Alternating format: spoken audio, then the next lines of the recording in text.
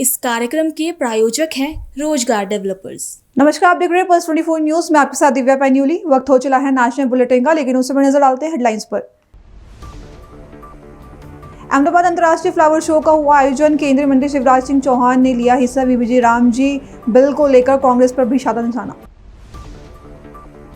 पटना में पश्चिम बंगाल सरकार, केंद्रीय मंत्री गिरिराज सिंह ने साधा निशाना। कहा, कौन से काले चिट्ठे का बैग था जो ईडी को नहीं देना चाहती थी सीएम ममता बनर्जी। शिमला में नेता प्रतिपक्ष जयराम ठाकुर का सुक्खू सरकार पर निशाना। का लोकतांत्रिक रूप से चुनी हुई सरकार काम करने की स्थिति में नहीं। मलेरकोटला में शिरोमणि अकाली दल ने की प्रेस वार्ता। आम आदमी पार्टी पर लगाए एसजीपीसी के दखल के आरोप। तुम दोनों की मेहनत बहुत रंग लाई है बेटा, घर बहुत सुंदर बना है। ये मेरे पापा का घर। पता है, देख तेरे पापा की नेम प्लेट अपने हाथों से लगाऊंगा। नेम प्लेट तो लग चुकी पापा।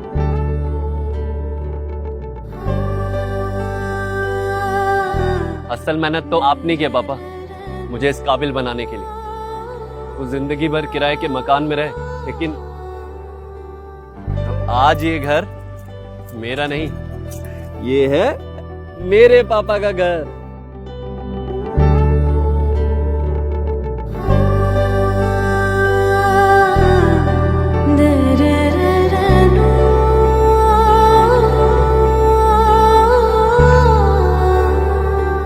उड़ान सपनों की, आंगन खुशियों का और साथ सकर्णी का।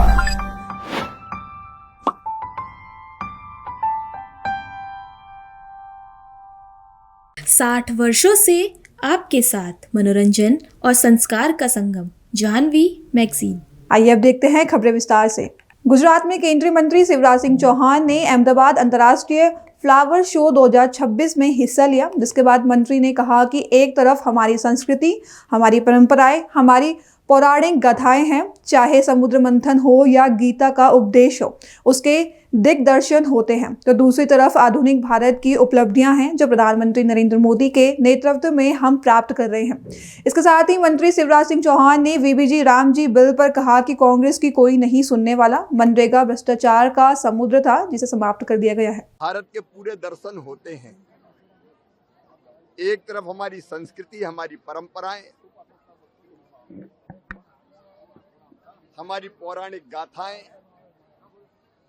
चाहे समुद्र मंथन हो, चाहे गोवर्धन को उंगली पर उठाना हो, चाहे गीता का उपदेश हो, उसके दिग्दर्शन होते हैं। तो दूसरी तरफ आधुनिक भारत की उपलब्धियां जो मोदी जी के नेतृत्व में हम प्राप्त कर रहे हैं, तो सिद्धि के भी दर्शन होते हैं। 150वां वर्ष है ये सरदार साहब की जयंती का, तो उनको भी यहाँ प्रणाम किया। और वंदे मातरम के भी 150 वर्ष पूरे हुए हैं। ये अपने आप में एक अद्भुत प्रयोग है। पूरे भारत को बच्चे भी यहाँ अगर घूमेंगे तो देखकर समझ जाएंगे कि हमारा अतीत कितना महान था, हमारा वर्तमान जो मोदी जी के नेतृत्व में वैभवशाली, गौरवशाली, संपन्न, समृद्ध, शक्तिशाली, आत्मनिर्भर और विकसित भारत का निर्माण हो रहा है, उसके दिग्दर्शन हो रहे हैं। और ये देख के ये बच्चे तय करेंगे कि भविष्य को भी और बेहतर बनाना है। मैं आयोजकों को बधाई देता हूँ, ये अद्भुत आयोजन है। सर, मनरेगा के ऑडिट रिपोर्ट में करोड़ों का भ्रष्टाचार सामने आया है, इसलिए तो बदल के जी राम जी कर दिया। गड़बड़ें थी, व्यापक भ्रष्टाचार था। मजदूर के बजाय मशीनों से काम, मजदूर के बजाय ठेकेदारों से काम, ओवर एस्टीमेट बनाना, एक ही काम को बार बार कर देना, फर्जी जॉब कार्ड, कई तरह की गड़बड़ें थी। और इतनी विशाल धनराशि का उपयोग गांव के स्थायी विकास के लिए हो ही नहीं रहा था। और इसलिए अब विकसित भारत जी राम जी योजना में उन सारी गड़बड़ों को रोककर 100 के बजाय 125 दिन मजदूरों को रोजगार, 1,51,282 करोड़ रुपया कि विशाल धनराशि से विकसित भारत के लिए विकसित गांव बनाना है, मजदूरों के हितों का पूरा संरक्षण, अगर रोजगार नहीं तो बेरोजगारी भत्ता, देर से मजदूरी तो विलंबित मजदूरी का ब्याज सहित भुगतान, और खेती का जब काम होगा तब अधिकतम 60 दिन तक इस योजना को रोक के खेती में किसानों को भी लाभ मिल जाए, उस सब का प्रावधान किया गया। और मनरेगा में काम करने वाले हमारे कर्मचारियों को भी समय पर वेतन और ठीक मिले, इसलिए प्रशासनिक व्यय भी 6 से बढ़ा के 9% कर दिया गया। कांग्रेस लेकिन इसको पंचायत स्तर तक इसको विरोध लेकर जाने की बात कर रही है। कोई कांग्रेस की नहीं सुनने वाला। ये भ्रष्टाचार का समुद्र था जिसको समाप्त किया है, पूरा देश प्रसन्न। पटना में केंद्रीय मंत्री गिरिराज सिंह ने पश्चिम बंगाल सरकार पर निशाना साधा। मंत्री ने कहा कि सीएम ममता बनर्जी पहले ये बताए कि कौन से काले चिट्टे का वो बैग था जो ईडी को नहीं देना चाहती थी। बांग्लादेशियों के बल पर बंगाल में बांग्लादेश बनाना चाहती है। पूरे देश में जितने बांग्लादेशी है सब बंगाल से घुसते हैं, सबका आधार कार्ड बंगाल से बनता है। ये झूठ फूट सब आरोप लगाना, पहले ये तो बता दे ममता बनर्जी, कौन सा काला चिट्ठा का वो बैग था जो ईडी से छुपा करके नहीं देना चाहती थी।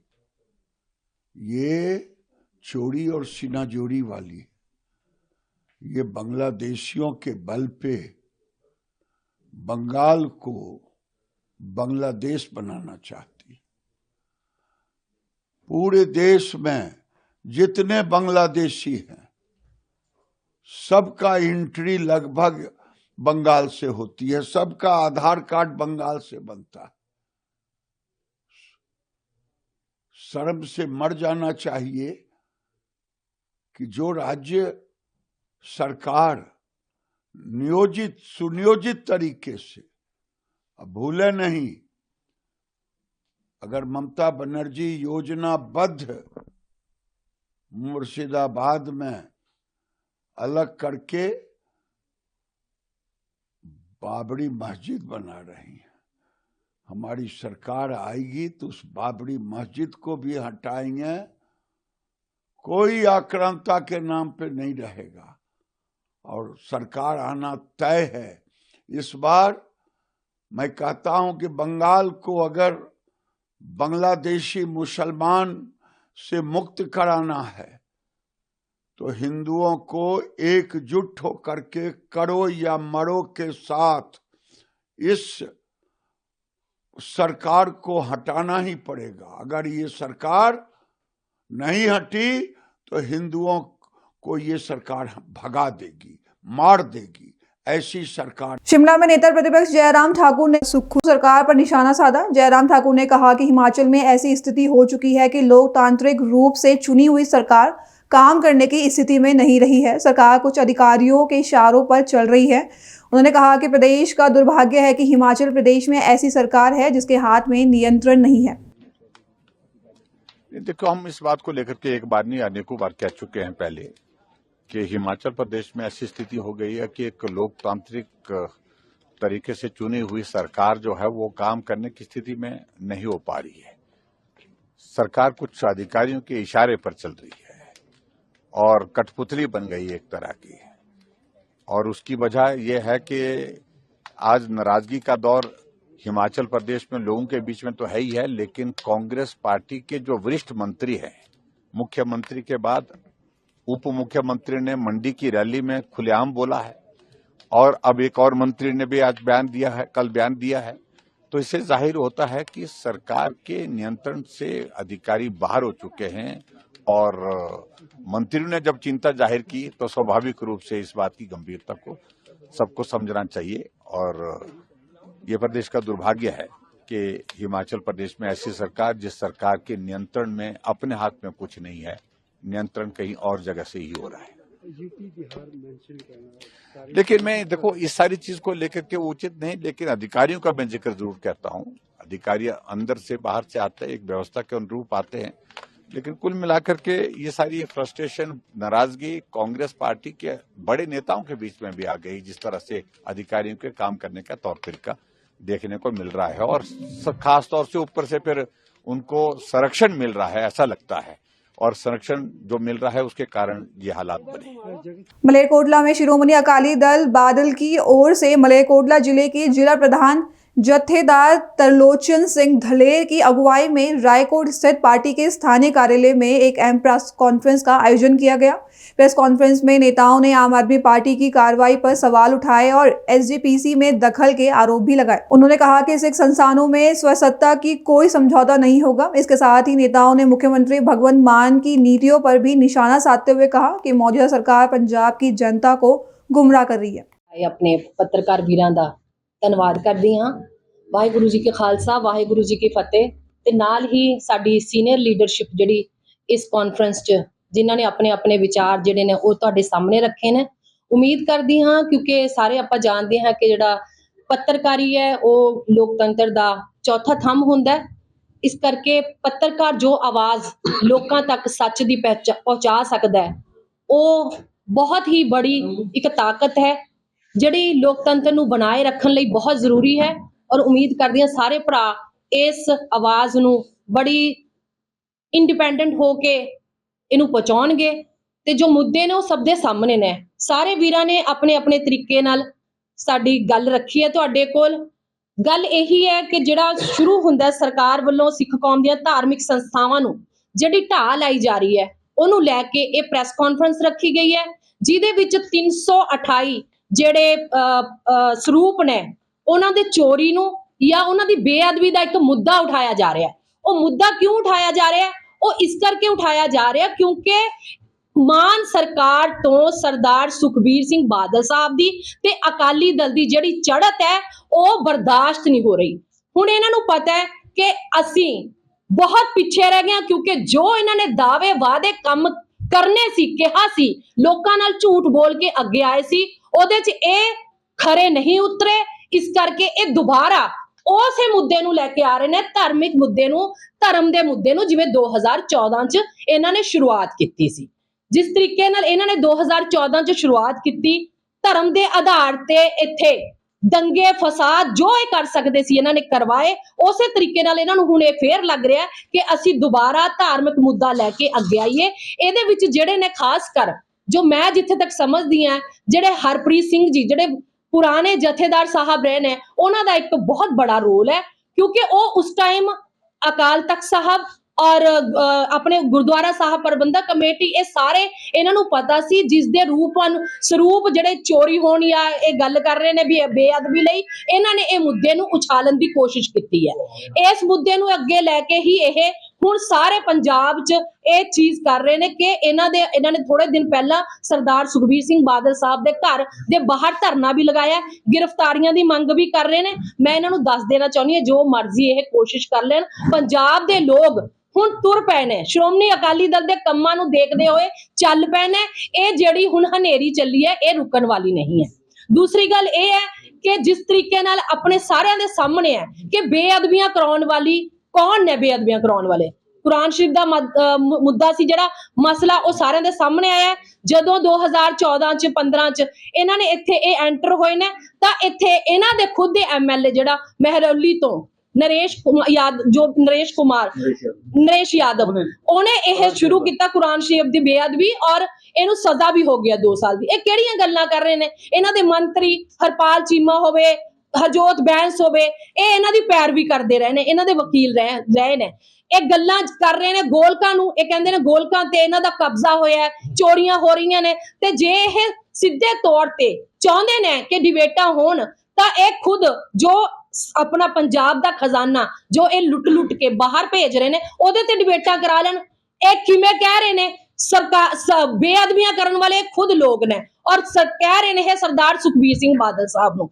ਦੂਸਰੀ ਗੱਲ ਮੈਂ ਕਹਾਂਗੀ ਕਿ ਜਿਹੜੇ ਇਹਨਾਂ ਨੇ ਬੇਅਦਬੀਆਂ ਤਾਂ ਕਰਾ ਦਿੱਤੀਆਂ, ਜਿਹੜੇ ਜਿਸ ਤਰੀਕੇ ਨਾਲ ਬਾਈ ਜੀ ਨੇ ਕਿਹਾ ਜਸਪ੍ਰੀਤ ਸਿੰਘ ਜੀ ਨੂੰ ਜਿਹੜੇ ਜਿਲਦਕਾਰ ਸੀ ਉਹਨਾਂ ਨੂੰ ਕਿਹੜੇ ਅਹੁਦੇ ਦਿੱਤੇ ਗਏ ਨੇ। ਜ਼ਿਲ੍ਹਾ ਪ੍ਰਧਾਨ ਅੰਮ੍ਰਿਤਸਰ ਲਗਾਇਆ ਗਿਆ, ਇਹਨਾਂ ਨੂੰ ਸੂਬਾ ਸਕੱਤਰ ਲਗਾਇਆ ਗਿਆ, ਲੋਕਲ ਬਾਡੀ ਚੋਣਾਂ ਲਈ ਸਕਰੀਨਿੰਗ ਕਮੇਟੀ ਮੈਂਬਰ ਬਣਾਇਆ ਇਹਨਾਂ ਨੂੰ ਤੇ ਬਹੁਤ ਅਲੱਗ-ਅਲੱਗ ਅਹੁਦਿਆਂ ਤੇ ਲਗਾਇਆ ਗਿਆ।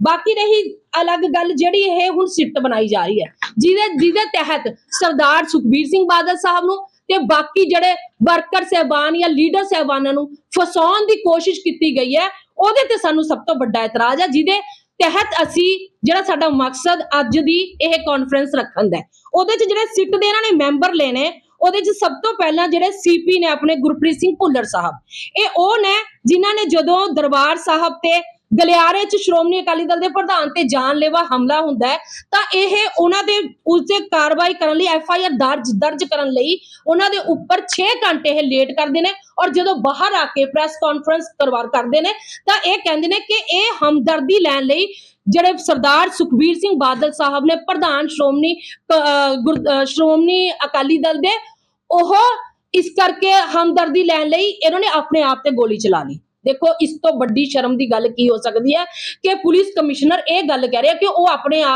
ਗੋਲੀ ਖੁਦ ਚਲਵਾ ਰਹੇ ਨੇ।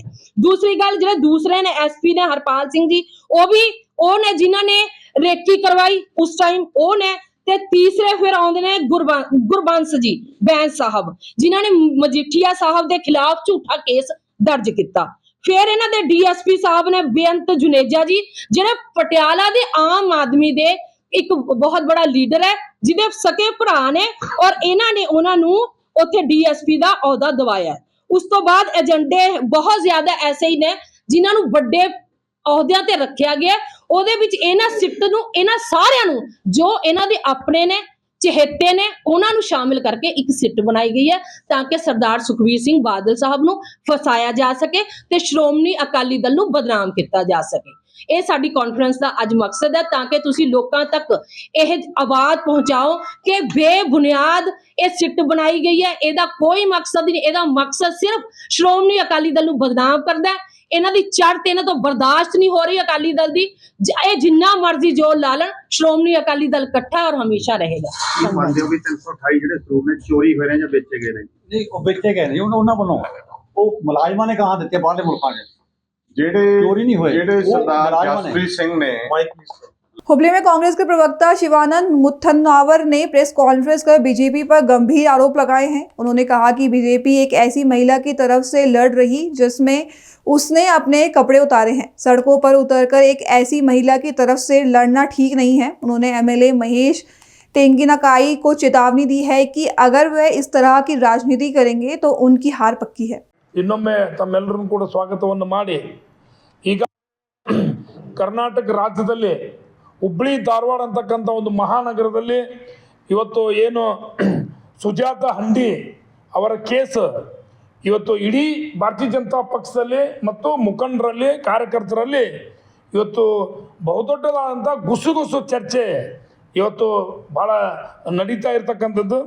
ಯಾಕಪ್ಪ ಅಂತಂದರೆ ಇವತ್ತು ಹುಬ್ಬಳ್ಳಿ ಧಾರವಾಡ ಮಹಾನಗರ ಒಂದು ದೊಡ್ಡ ಮಹಾನಗರ ಇರ್ತಕ್ಕಂಥದ್ದು ಅಂಥ ಒಬ್ಬ ಸುಜಾತ ಹಂಡಿ ಅಂತಕ್ಕಂಥ ಒಂದು ರಾಕ್ಷಸ ಪ್ರವೃತ್ತಿಯ ಒಂದು ಮಹಿಳೆಯ ಕೇಸನ್ನು ಇವತ್ತು ಈ ಒಂದು ಕೇಸನ್ನು ಇಡೀ ಕರ್ನಾಟಕ ರಾಜ್ಯದ ಜನತೆ ಭಾರತೀಯ ಜನತಾ ಪಕ್ಷದ ಮುಖಂಡರಿಗೆ ಚೀತು ಅಂತಕ್ಕಂಥ ಪ್ರಸಂಗ ಸೃಷ್ಟಿಯಾಗಿದೆ। ಈ ಒಂದು ಹುಬ್ಬಳ್ಳಿ ಧಾರವಾಡದ ಸೆಂಟ್ರಲ್ ಕ್ಷೇತ್ರದ ಮಹೇಶ್ ತೆಂಗಿನಕಾಯಿ ಅವರ ಕಾರ್ಯವೈಖರಿಯ ಬಗ್ಗೆ ಇವತ್ತು BJP ಪಕ್ಷದಲ್ಲಿ ವಿಶೇಷವಾಗಿ ಹುಬ್ಬಳ್ಳಿ ಧಾರವಾಡ ಮಹಾನಗರದ ಒಂದು ಪಕ್ಷದಲ್ಲಿ ಕಾರ್ಯಕರ್ತರನ್ನು ಹಿಡ್ಕೊಂಡು ಪದಾಧಿಕಾರಿಗಳು ಹಿಡ್ಕೊಂಡು ಮತ್ತು ಸಾಕಷ್ಟು ಪದಾಧಿಕಾರಿಗಳು ಜನಪ್ರತಿನಿಧಿಗಳು ಕುಸುಗುಸು ಚರ್ಚೆಯನ್ನು ನಡೆಸ್ತಾ ಇದ್ದಾರೆ। ಏನಪ್ಪ ಅಂತಂದ್ರೆ ಇಂಥ ಒಂದು ಮಹಾನ್ ಕಾರ್ಯ ಒಂದು ಜನ ವಿರೋಧಿಯಾಗಿರ್ತಕ್ಕಂಥ ಮತ್ತು ಜನರಿಗೆ ಒಂದು ವಿರುದ್ಧವಾಗಿರ್ತಕ್ಕಂಥ ಈ ಒಂದು ಕೇಸಿನಲ್ಲಿ ಮಹೇಶ್ ತೆಂಗಿನಕಾಯಿ ಅವರು ಏನು ಇದನ್ನು ಜಗ್ಗಜಾಹೀರಾಗಿ ಮಾಡಿ ಇವತ್ತು BJPಗೆ ಅಪಮಾನ ಆಗುವ ರೀತಿಯಲ್ಲಿ ಅವರು ಕೆಲಸ ಮಾಡಿದ್ದಾರೆ ಅಂತಕ್ಕಂಥ ಇವತ್ತು ಚರ್ಚೆ ನಡೀತಾ ಇದೆ। 9 ಕ್ರಿಮಿನಲ್ ಕೇಸ್ ಉಳ್ತಕ್ಕಂಥ ಸುಜಾತಾಳ ಬಗ್ಗೆ ಎಲ್ಲವೂ ಗೊತ್ತಿದ್ದರೂ ಕೂಡ ಇವತ್ತು ಅವ್ರ ಮೇಲೆ ಕ್ರಿಮಿನಲ್ ಕೇಸ್ ಇದ್ದಾವೆ ಅನ್ನೋದು ಗೊತ್ತಿದ್ದರೂ ಕೂಡ ಅವರನ್ನು ಅರೆಸ್ಟ್ ಮಾಡುವ ಒಂದು ಸಂಗತಿಯನ್ನು ಅದನ್ನು ರಾಜಕೀಯವಾಗಿ ಸರ್ಕಾರವನ್ನು ಇಕ್ಕಟ್ಟಿಗೆ ಸಿಲಿಸಬೇಕಂತಕ್ಕಂಥದ್ದು ಮತ್ತು ಗೃಹ ಇಲಾಖೆಯನ್ನು ಇಕ್ಕಟ್ಟಿಗೆ ಸಿಲಿಸಬೇಕಂತಕ್ಕಂಥ ಒಂದು ಈ ಕರ್ನಾಟಕ ರಾಜ್ಯದ ಒಬ್ಬ ವಿರೋಧ ಪಕ್ಷದ ನಾಯಕ ಒಬ್ಬ ವಿಧಾನ ಪರಿಷತ್ ನಾಯಕನನ್ನು ಹುಬ್ಬಳ್ಳಿ ಧಾರವಾಡ ಮಹಾನಗರ ಕರ್ಕೊಂಡು ಬಂದ ಅಂಥ ಒಬ್ಬ ಕೈಯಲ್ಲಿ ಮಚ್ಚನ್ನು ಹಿಡ್ಕೊಂಡಿರ್ತಕ್ಕಂಥವ್ರು ಆ್ಯಕ್ಚುಲಿ ಅವ್ರನ್ನ ಗಡೀಪಾರು ಆಗಬೇಕಾಗಿರ್ತಕ್ಕಂಥ ಒಬ್ಬ ಮಹಿಳೆ ಅವ್ರ ಪರವಾಗಿ ಬೀದಿಗೆ ಬಿದ್ದು ಹೋರಾಟ ಮಾಡಿದಾರಲ್ಲ ಇವರನ್ನು ಕರ್ನಾಟಕ ಜನತೆ ಇವತ್ತು ಚೀತು ಅಂತಕ್ಕಂಥ ಒಂದು ಪ್ರಸಂಗ ಇವತ್ತು ರಾಜ್ಯದಲ್ಲಿ ನಡೆದಿದೆ। ಇವತ್ತು ಹುಬ್ಬಳ್ಳಿ ಧಾರವಾಡ ಮಹಾನಗರ ಮತ್ತು ಗ್ರಾಮಾಂತರ ಜಿಲ್ಲೆ ಭಾಜಪದಲ್ಲಿ ಕೂಡ ಇವತ್ತು ಮಹೇಶ್ ತೆಂಗಿನಕಾಯಿ ಮಾಡಿರ್ತಕ್ಕಂಥ ಈ ಒಂದು ಪ್ರಕರಣದಿಂದ ಇಡೀ ಭಾರತೀಯ ಜನತಾ ಪಾರ್ಟಿ ಯಾವ ರೀತಿಯಾಗಿ ಆ ಬೆತ್ತಲೆ ಪ್ರಕರಣ ಸರ್ಕಾರ ಮತ್ತು ಪೊಲೀಸ್ ಇಲಾಖೆಗೆ ಇದನ್ನ ಒಂದು ಕೆಟ್ಟ ಹೆಸರು ತರಬೇಕು ಅಂತಕ್ಕಂಥದ್ದು ಏನು ಯೋಚನೆಯನ್ನು ಮಾಡಿದ್ರು ಮೊನ್ನೆ ಮಹೇಶ್ ತೆಂಗಿನಕಾಯಿ ಅವರು. ಎಸ್ ಹೇಳ್ತೇನೆ, ಒಂದು ನಿಮಿಷ, ಇದನ್ನೊಂದು 5 ನಿಮಿಷ ಮುಗಿಸಿ ನಿಮ್ಮ ಜೊತೆ ಮಾತಾಡ. ಈ ರೀತಿ ಬಿಜೆಪಿ ಮುಖಂಡರು ಇವತ್ತು ಎಲ್ಲ ಜನಪ್ರತಿನಿಧಿಗಳು ಕೂಡ ಇವತ್ತು ಈ ರಾಕ್ಷಸ ಪ್ರವೃತ್ತಿಗಳ ಒಂದು ಬಟ್ಟೆಯನ್ನೇ ತಾನೇ ಬಿಚ್ಚಿಕೊಂಡು ಮೊದಲಿಗೆ ಪ್ರಹ್ಲಾದ್ ಜೋಶಿ ಅವರು ಹೇಳಿಕೆ ಕೊಡ್ತಾರೆ. ಏನು ಹೇಳಿಕೆ ಕೊಡ್ತಾರೆ? ಈ ಒಂದು ಪ್ರಕರಣದಲ್ಲಿ ರಾಜ್ಯದಲ್ಲಿ ಒಬ್ಬ ಮಹಿಳೆಯನ್ನ ವಿವಸ್ತ್ರಗೊಳಿಸಿದ್ರು, ಪೊಲೀಸ್ ಗೃಹ ಇಲಾಖೆದವರು ವಿವಸ್ತ್ರಗೊಳಿಸಿ ರಾಜ್ಯದ ಜನತೆಗೆ ಅಪಮಾನ ಮಾಡಿದ್ರು ಅಂತಕ್ಕಂಥ ಒಂದು ಹೇಳಿಕೆಯನ್ನ ಈ ಕೇಂದ್ರ ಸಚಿವರು ಆ ತೆಂಗಿನಕಾಯಿ ಮಾತನ್ನು ಕೇಳಿ ಇವತ್ತು ಒಂದು ಹೇಳಿಕೆಯನ್ನು ಕೊಡ್ತಾರೆ. ಅದಾದ್ಮೇಲೆ ಮುಂದೆ ಇದು ಡಿಸ್ಕಷನ್ ಆಗ್ತಾ ಅದೇ ಹೆಣ್ಮಗಳ ತನ್ನ ಬಟ್ಟೆಯನ್ನು ಬಿಚ್ಚಿಕೊಂಡ್ಲು ಅಂತಕ್ಕಂಥದ್ದು ಸತ್ಯ ಗೊತ್ತಾದ್ಮೇಲೆ ಅವಾಗ ಇದೇ ಜೋಶಿ ಅವ್ರು ಕೇಳ್ತಾರೆ, ಆಕಿ ಬಟ್ಟೆ ಬಿಚ್ಚಬೇಕಾದ್ರೆ ಪೊಲೀಸ್ನವ್ರನ್ನ ಕತ್ತೆ ಕಾಯ್ತಾ ಇದ್ರೇನು ಅಂತಕ್ಕಂಥ ಪ್ರಶ್ನೆಯನ್ನು ಮಾಡ್ತಾರೆ. ಇವತ್ತು ಯಾಕೆ ಈ ಪ್ರಶ್ನೆ ಬಂದಿದೆ ಅಂತಂದ್ರೆ, ಒಬ್ಬ ಕೇಂದ್ರ ಸಚಿವರು, ಬಹಳ ಜವಾಬ್ದಾರಿ ಇರ್ತಕ್ಕಂಥ ಒಬ್ಬ ಕೇಂದ್ರ ಸಚಿವರು ಇವತ್ತು ಮೊದಲಿಗೆ ಹೇಳಿಕೆ ಕೊಟ್ಟಿದ್ದೇನು, ಒಬ್ಬ ಮಹಿಳೆಯನ್ನ ವಿವಸ್ತ್ರಗೊಳಿಸಿದ್ರು ಅಂತಕ್ಕಂಥ ಹೇಳಿಕೆಯನ್ನು ಕೊಟ್ಟಿದ್ದು ನಿಮ್ಮ ಪತ್ರಿಕೆಯಲ್ಲಿ ನೀವು ನೋಡಿದ್ದೇನೆ. ಪ್ರಕರಣ ಬರಬರ್ತಾ ಒಂದು 3-4 ದಿವಸ ಆದಮೇಲೆ ಏನು ಆರ್ ಅಶೋಕರು ವಿಧಾನ ಪರಿಷತ್ ಸದಸ್ಯರು ಏನು ಮೆರವಣಿಗೆಗೆ ಬಂದರು ಹುಬ್ಬಳ್ಳಿದಲ್ಲಿ, ಅವತ್ತಿನ ದಿನ ಏನೋ ಅದು ಕೆಲವೊಂದಿಷ್ಟು ವಿಡಿಯೋಗಳು ಹೊರಗೆ ಬಂದು ಅವತ್ತೇನು ಹೇಳಿಕೆ ಕೊಡ್ತಾರೆ ಜೋಶಿ ಅವರು ಅಂತಂದ್ರೆ, ಆಯ್ತಪ್ಪ ನೀವು ವಿವಸ್ತ್ರ ಹಾಕಿನ ಬರೇ ಬೆತ್ತಲ ಆಗ್ಯಾಕ ಅಂತಾಳೆ ಅನ್ನೋದು ಆಯ್ತು ನನಗೆ ಗೊತ್ತಾಗಿದೆ. ಹಂಗಂದ್ರೆ ನೀವು ಆಕಿ ಬಟ್ಟೆ ಬಿಚ್ಕೋಬೇಕಾದ್ರೆ ಪೊಲೀಸ್ನವ್ರು ಏನು ಕತ್ತೆ ಕಾಯ್ತಿದ್ರು ಅಂತಕ್ಕಂಥದ್ದು ಒಂದು ಸ್ಟೇಟ್ಮೆಂಟ್ ಇವತ್ತು ಬಂದಿದೆ. ಸೊ ಅದಕ್ಕೋಸ್ಕರವಾಗಿ ಏನೈತಲ್ಲ, ಒಬ್ಬ ಜವಾಬ್ದಾರಿತ ಕೇಂದ್ರ ಮಂತ್ರಿಗಳು ಅಪ್ರಬುದ್ಧ ಮಹೇಶ್ ತೆಂಗಿನಕಾಯಿ ಅಪ್ರಬುದ್ಧ ಒಬ್ಬ ಏನೋ ಒಂದು ಸೃಷ್ಟಿ ಮಾಡಿಬಿಡ್ತೀನಿ ಅಂತಕ್ಕಂಥ ಒಂದು ಇವತ್ತು ನಗೆಪಾಟಲಿಗಾಗಿದೆ. ಬೆಳಗಾವಿ ವಿಧಾನಸಭೆಯಲ್ಲಿ ಈ ಗೃಹಲಕ್ಷ್ಮಿನಲ್ಲಿ 5,000 ಕೋಟಿ ರೂಪಾಯಿ ಭ್ರಷ್ಟಾಚಾರ ಆಗಿದೆ ಅಂತೇಳಿ ಏನೋ ಒಂದು ದೊಡ್ಡ ಸಾಧನೆ ಮಾಡಿದೆ ಅಂತೇಳಿ ಹೇಳಿಕೆ ಕೊಟ್ಟು ಮೆರವಣಿಗೆ ಮಾಡಿಕೊಂಡಿರ್ತಕ್ಕಂಥ ಅಂಥವ್ರನ್ನ ಒಬ್ಬ ಮಾತನ್ನು ಕೇಳಿ. ಯಾಕಂದ್ರೆ ಭಾಜಪ ಇವತ್ತು ಏನು ಅವರು 2004 ಲೋಕಸಭಾ ಇಲೆಕ್ಷನ್ಗಳನ್ನ ಮಾಡಿದ್ರಲ್ಲ ಮೊನ್ನೆ ಪ್ರಹ್ಲಾದ್ ಜೋಶಿ ಅವರು, ಇವತ್ತು 2019ರಲ್ಲಿ 2,10,000 ಲೀಡಿದ್ರೆ, ಕಳೆದ 2024ನೇ ಚುನಾವಣೆಯಲ್ಲಿ ಇವತ್ತು 90,000ಕ್ಕೆ ಬಂತದೆ. ಇನ್ನು ಮುಂದಿನ ದಿನಮಾನಗಳಲ್ಲಿ ಪ್ರಹ್ಲಾದ್ ಜೋಶಿ ಅವರು ಇಂಥ ಒಬ್ಬ ಮಹೇಶ್ ತೆಂಗಿನಕಾಯಿ ಅಂತಕ್ಕಂಥ ಅಪರೂಪದ ಶಾಸಕರ ಮಾತನ್ನು ಕೇಳ್ತಾ ಹೋದ್ರೆ 100ಕ್ಕೆ 100 ಅವರಿಗೆ ಸೋಲು ಖಚಿತ ಅಂತಕ್ಕಂಥ ಒಂದು ಭವಿಷ್ಯವನ್ನು ಇವತ್ತು ನಾನು ಹೇಳ್ತಾ ಇದ್ದೇನೆ. ಹುಬ್ಬಳ್ಳಿ ಧಾರವಾಡ ಭಾಳ ಇವತ್ತು ಜನ ಎಲ್ಲ ಬೈತಾ ಇದ್ದಾರೆ, ಜನ ಎಲ್ಲ ಶಾಪ ಆಗ್ತಾ ಇದ್ದಾರೆ. ಫುಟ್ಪಾತ್ ಅತಿಕ್ರಮಣ ಆಗಿದೆ, ದುರ್ಗದ ಬೈಲ್ ಇರ್ಬೋದು, ಕೊಪ್ಪಿ ಕರೋಡ್ ಇರ್ಬೋದು, ಮಹಾನಗರ 15 ವರ್ಷ ಆಯ್ತು ಈಗ ಆಡಳಿತ ನಡೆಸಕ್ಕೆ ಒಂದು ಭಾರತೀಯ ಜನತಾ ಪಾರ್ಟಿ. ಕಿತ್ತೂರು ಚೆನ್ನಮ್ಮ ಸರ್ಕಲ್ ಅಂತಂದು ಒಂದು ದೊಡ್ಡ ಒಂದು ತೊಟ್ಟಿನ ಮಾಡಿಬಿಟ್ರೆ ಎಲ್ಲ ರೀತಿಯಿಂದ. ಪ್ರತಿದಿನ ಧೂಳು, ಪ್ರತಿದಿನ ಅಸ್ತಮ, ಸಾಕಷ್ಟು ಜನ ಇವತ್ತು ಅನಾರೋಗ್ಯದಿಂದ ಬಳಲ್ತಾ ಇದ್ದಾರೆ. ಅವ್ರಿಗೆ ಯಾವ ರೀತಿಯಾಗಿ ಆರೋಗ್ಯವನ್ನು ಕೊಡ್ತಕ್ಕಂಥ ಯೋಚನೆ ನಡೀತಾ ಇಲ್ಲ. ಹುಬ್ಬಳ್ಳಿ ಧಾರವಾಡ ಮಹಾನಗರ ಅಂತಕ್ಕಂಥ ಮಹಾನಗರ ಇಡೀ ರಾಜ್ಯದಲ್ಲಿ 2ನೇ ರಾಜಧಾನಿ ಹುಬ್ಬಳ್ಳಿ ಧಾರವಾಡ. ಈ 2ನೇ ರಾಜಧಾನಿಯನ್ನು ಯಾವ ರೀತಿಯಾಗಿ ಇವರು ಅದನ್ನು ತೆಗೆದುಕೊಂಡು ಹೋಗಬೇಕಾಗಿತ್ತು ಅಂತಕ್ಕಂಥದ್ದು ಜನ ಪ್ರಶ್ನೆ ಮಾಡ್ತಾ ಇದ್ದಾರೆ. ಇವತ್ತು ಕರ್ನಾಟಕ ರಾಜ್ಯದಲ್ಲಿ ಬಡವರ ಪರವಾಗಿ ಏನಾದರೂ ಹೋರಾಟ ಮಾಡಿದ್ರೆ, ಅಥವಾ ಕರ್ನಾಟಕ ರಾಜ್ಯದ ಒಂದು ಜ್ವಲಂತ ಸಮಸ್ಯೆಗಳ ಬಗ್ಗೆ ಭಾರತೀಯ ಜನತಾ ಪಾರ್ಟಿ ಹೋರಾಟ ಮಾಡಿದ್ರೆ ಜನ ಇವ್ರನ್ನ ಮೆಚ್ಕೊಳ್ತಾ ಇದ್ದಾರೆ. ಆದರೆ ಇವೊಬ್ಬ ರೌಡಿ ಶೀಟರ್ಗಿಂತನೂ ಕೂಡ, ಯಾಕಂದ್ರೆ ಗಂಡ ಹೆಂಡತಿ ಜಗಳ ಆದ್ರೆ ರೌಡಿ ಶೀಟ್ ಹಾಕ್ತಾರೆ ಪೊಲೀಸ್ನವರು. ಆದರೆ ಈ ಅಮ್ಮ ಇವತ್ತು ಕೈಯಲ್ಲಿ ಮಚ್ಚಿಡಿದು ಒಬ್ಬ ಗಂಡಸರಿಗೆ ಹೊಡಿತಕ್ಕಂಥ ನನ್ನ ಜೀವನದಲ್ಲಿ ಪ್ರಪ್ರಥಮವಾಗಿ ನಾನು ನೋಡಿನಿ. ಹೆಣ್ಮಕ್ಳಿಗೆ ಹೊಡಿದು ನಾನು ನೋಡ್ತಿದ್ದೆ, ಆದರೆ ಹೆಣ್ಮಕ್ಳು ಕೈಯಲ್ಲಿ ಬೆಲ್ಟ್ ಮಚ್ಚನ್ನು ಹಿಡಿದು ಒಬ್ಬ ಗಂಡಸರಿಗೆ ಹೊಡಿತಿರ್ತಕ್ಕಂಥ ವಿಡಿಯೋ ಇವತ್ತು ವೈರಲ್ ಆಗಿರ್ತಕ್ಕಂಥದ್ದನ್ನು ನೋಡಿದ್ರೆ ಭಾರತೀಯ ಜನತಾ ಪಾರ್ಟಿ ಆರ್ ಅಶೋಕ್ ಅವರು, ವಿಧಾನ ಪರಿಷತ್ತಿನ ನಾರಾಯಣ್ ಅವರು ಇವತ್ತು ನೀವು ಮಾಡಿರ್ತಕ್ಕಂಥ ಹೋರಾಟದಿಂದ ಭಾರತೀಯ ಜನತಾ ಪಕ್ಷದ ಜನಪ್ರಿಯತೆ ಮೊದಲೇ 2023 ಚುನಾವಣೆಯಲ್ಲಿ ಮೊದಲನೇ ಇವತ್ತು ತಳಮಟ್ಟದಲ್ಲಿ ಹೋಗಿದೆ. ಬಿಜೆಪಿ 120 ಸೀಟ್ ಇದ್ದಿದ್ದು 70 ಸೀಟ್ ಬಂದಿದೆ, 67. ಇನ್ನು ಮುಂದಿನ ದಿನಮಾನಗಳಲ್ಲಿ ಇನ್ನು 20 ಸೀಟ್ ಬರಲಿಕ್ಕೂ ಸಾಧ್ಯ. ಮುಂದಿನ ದಿನಮಾನದಲ್ಲಿ ಯಾವ ರೀತಿ ನಾವು 89ರಲ್ಲಿ ಕೆಲಸ ಮಾಡ್ತಿದ್ದು, ಅವಾಗ ಹೆಂಗೆ 4 ಸೀಟ್ ಇದ್ದು ಕರ್ನಾಟಕ ರಾಜ್ಯದಲ್ಲಿ, 4 MP, 4 ಲೋಕಸಭಾ, 4 ವಿಧಾನ ಪರಿಷತ್ ಇದ್ವು ಆ ಟೈಮ್ನಲ್ಲಿ. ಹಂಗೆ ಅಂಥ ಪರಿಸ್ಥಿತಿ ಕರ್ನಾಟಕ ರಾಜ್ಯದಲ್ಲಿ ಬಂದಿದೆ. ಆದ್ದರಿಂದ ಇವತ್ತು ಭಾರತೀಯ ಜನತಾ ಪಕ್ಷನೇ ಭಾಳ ದೊಡ್ಡದಾಗಿರ್ತಕ್ಕಂಥ ಒಂದು ಚರ್ಚೆ, ಈ ಒಂದು ಮಹೇಶ್ ತೆಂಗಿನಕಾಯಿ ಮಾಡಿರ್ತಕ್ಕಂಥ ಅಚಾತುರ್ಯದಿಂದ ಒಬ್ಬ ಶಾಸಕರಿಗೆ ಇರಬೇಕಾಗಿರ್ತ ಅರ್ಹತೆಗಳೇನು, ಜನಪರವಾಗಿ ಕೆಲಸ ಮಾಡ್ತಕ್ಕಂಥದ್ದು ಮಹಾನಗರ ಯಾವ ರೀತಿಯಾಗಿರಬೇಕು, ಸೆಂಟ್ರಲ್ ಕ್ಷೇತ್ರದಲ್ಲಿ ಯಾವ ರೀತಿಯಾಗಿ ಇವತ್ತು ಚೆನ್ನಮ್ಮ ಊರ್ತಾ ಇರ್ಬೋದು, ಮಹಾನಗರದಲ್ಲಿ ಫುಟ್ಪಾತ್ ಅತಿಕ್ರಮಣ ಇರ್ಬೋದು, ಸರಿಯಾದಂಥ ಕಸ ವಿಲೇವಾರಿ ನೋಡ್ತಕ್ಕಂಥದ್ದು ಇರ್ಬೋದು, ಸರಿಯಾದಂಥ ಹೆಲ್ತ್ ಕಡೆ ಗಮನ ಕೊಡಬೇಕಾಗಿರ್ತಕ್ಕಂಥದ್ದು ಇರ್ಬೋದು, ಆಸ್ಪತ್ರೆಗಳು ಸರಿ ನಡೀತಾ ಇದ್ದಾವೆ ಅಂತಕ್ಕಂಥ ಈ ರೀತಿ ಮಹಾನಗರದಲ್ಲಿ ಸಾವಿರಾರು ಸಮಸ್ಯೆಗಳಿಗೆ ಸ್ಪಂದನೆ ಮಾಡ್ತಕ್ಕಂಥ ಒಬ್ಬ ಶಾಸಕರು ಕೇವಲ ಇಂಥ ಕ್ಷುಲ್ಲಕ ಕಾರಣಕ್ಕೆ ಇಡೀ ತಮ್ಮ ಸಮಯವನ್ನು ವ್ಯರ್ಥ ಮಾಡಿ ಈ ಒಂದು ಪ್ರಕರಣದಿಂದ ಕರ್ನಾಟಕ ಗೃಹ ಇಲಾಖೆಗೆ, ಸರ್ಕಾರಕ್ಕೆ ಮಸಿ ಬೆಳೀತಕ್ಕಂಥ ಪ್ರಯತ್ನವನ್ನು ಮಾಡಿದರೆ ನಾನು ಭಾಳ ದೊಡ್ಡ ಲೀಡರ್ ಆಗ್ತೇನೆ ಅಂತಕ್ಕಂಥ ಏನು ಅವರು ಈ ರೀತಿ ಮಾಡ್ತಾ ಇದ್ದಾರಲ್ಲ, ನಿಜವಾಗ್ಲೂ ಕೂಡ BJPಯಲ್ಲಿ ಅಂಥವರಿಂದ ಪಕ್ಷದ ಒಂದು ಘನತೆ ಗೌರವ ಹಾಳಾಗಿ ಹೋಗ್ತಾ ಇದೆ. ಆದ್ದರಿಂದ ಮಾನ್ಯ ಪ್ರಹ್ಲಾದ್ ಜೋಶಿ ಅವರಿಗೆ ನಾನು ಇವತ್ತಿನ ಪತ್ರಿಕಾಗೋಷ್ಠಿಯ ಮುಖಾಂತರ ಅವರಿಗೆ ಹೇಳೋದೇನಂತಂದ್ರೆ ಸಾಕನ್ನೇ, ಯಾಕಂದ್ರೆ ಒಬ್ಬ ಮೂಕ ಬಸವಣ್ಣ ಸೆಂಟ್ರಲ್ ಕ್ಷೇತ್ರದಲ್ಲಿ ನಿಂತರೂ ಕೂಡ ಎಲ್ಲಿ ಏನೈತಲ್ಲ ಅಲ್ಲೇ ಏನೋ ಒಂದು ಕಡೆ ಪಾರ್ಟಿ ಏನೋ ನಾವೆಲ್ಲರೂ ದುಡಿದಿದ್ದ ಪರವಾಗಿ ಒಂದು ಸ್ವಲ್ಪ ಭದ್ರತೆ ಇದೆ. ಆದರೆ ಇಂಥವ್ರಿಂದ ಇನ್ನೂ ನಿಮ್ಮ ಘನತೆ ಗೌರವ ಹಾಳು ಮಾಡ್ಕೋಬೇಡ್ರಿ. ಅದರಿಂದ ಮುಂದಿನ ದಿನಮಾನದಲ್ಲಿ ತೆಂಗಿನಕಾಯಿಗೆ ಭಯ ಕಾಡ್ತಾ ಇದೆ. ಜಗದೀಶ್ ಶೆಟ್ಟರ್ ಅವ್ರು ಬಂದುಬಿಟ್ರೆ ಇನ್ನೊಬ್ಬರು ಮಹೇಶ್ ನಾಳೋಡ್ರು ಇನ್ನೂ ಮತ್ತೆ ಯಾರು ಟಿಕೆಟ್ ತೊಗೊತಾರೆ ಅನ್ನೋರಿಗೆ ಆಗಿ ಹುಚ್ಚುತ್ತರಗತಿ ಅವರು ನಡೆದುಕೊಳ್ತಕ್ಕಂಥ ರೀತಿ ಕೇವಲ ಬಂದು ಗೃಹಲಕ್ಷ್ಮಿ ಏನು ಇಡೀ ರಾಜ್ಯದಲ್ಲಿನೇ ಒಂದು ದೊಡ್ಡದಾಗಿರ್ತಕ್ಕಂಥ ಒಂದು ಗ್ಯಾರಂಟಿ ಯೋಜನೆ, ಒಂದು 5 ಯೋಜನೆ ಏನಿದೆ ಕರ್ನಾಟಕ ರಾಜ್ಯದಲ್ಲಿ, ಬಹುಶಃ ಬ್ರಹ್ಮಾಸ್ತ್ರಗಳು 5 ಯೋಜನೆಗಳದಾವಲ್ಲ, ಇಡೀ ಬ್ರಹ್ಮಾಸ್ತ್ರಗಳು.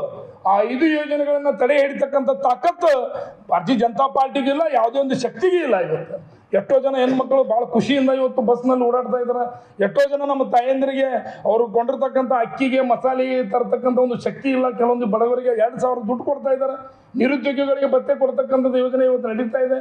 ಈ ರೀತಿ ಕರ್ನಾಟಕ ರಾಜ್ಯದಲ್ಲಿ ಒಂದು ಕ್ರಾಂತಿಯನ್ನೇ ಸೃಷ್ಟಿ ಮಾಡಿರ್ತಕ್ಕಂಥ ಕಾಂಗ್ರೆಸ್ಸಿನ ಸಿದ್ದರಾಮಯ್ಯನವರ ಒಂದು 5 ಗ್ಯಾರಂಟಿಗಳನ್ನು ತಡೆ ಹಿಡಿತಕ್ಕಂಥ ಶಕ್ತಿ ಭಾರತೀಯ ಜನತಾ ಪಾರ್ಟಿಗಿಲ್ಲ.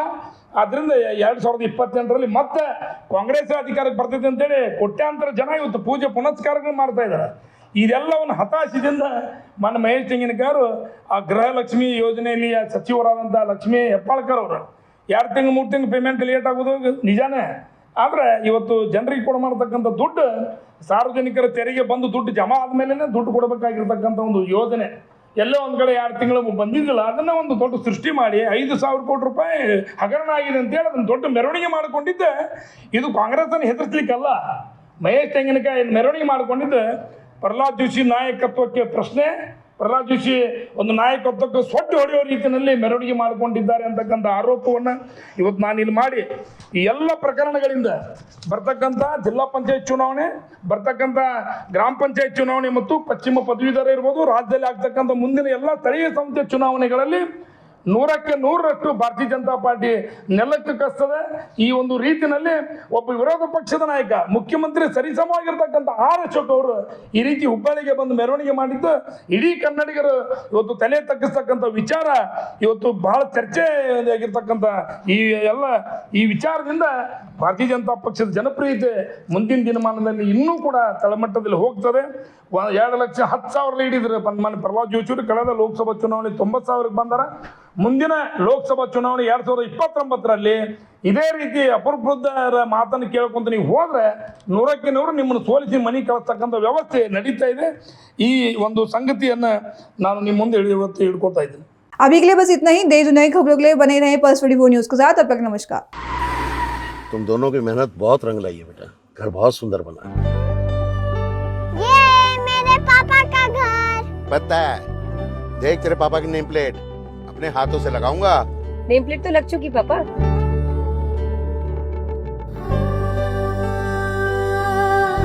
असल मेहनत तो आपने की है पापा, मुझे इस काबिल बनाने के लिए.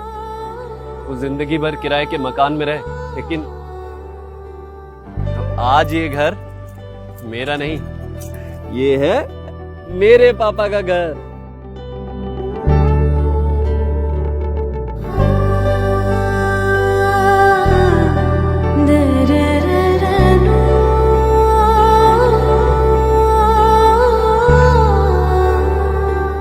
उड़ान सपनों की, आंगन खुशियों का और साथ सकर्णी का.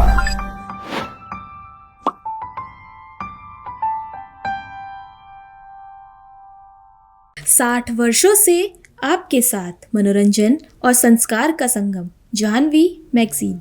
इस कार्यक्रम के प्रायोजक थे रोजगार डेवलपर्स.